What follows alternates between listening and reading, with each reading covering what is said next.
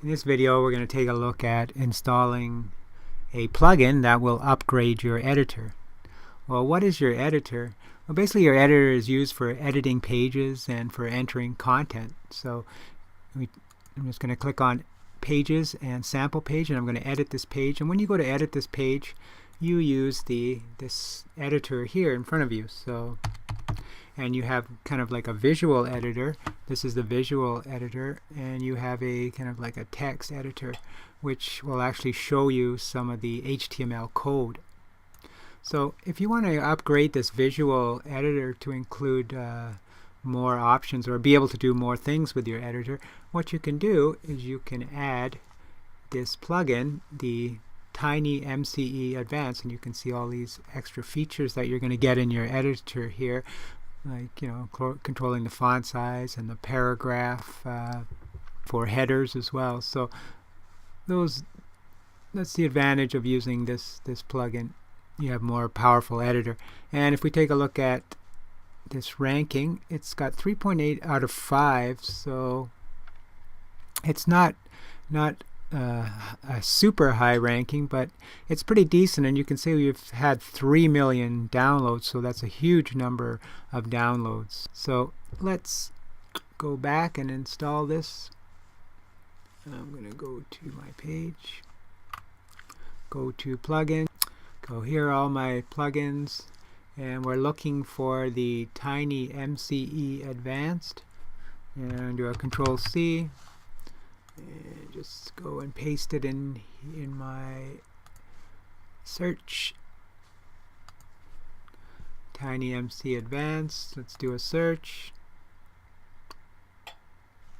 and we can install it.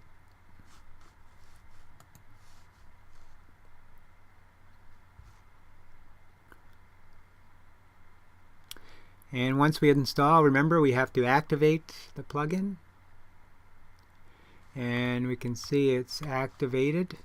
Now we want to usually just check the settings to see if we have any options to configure the plugin, and here we do. We have TinyMCE Advanced, and you have some options here for configuration. You can actually choose which options you would like. So you can see there's a cut, copy, and paste button, quote button, justify.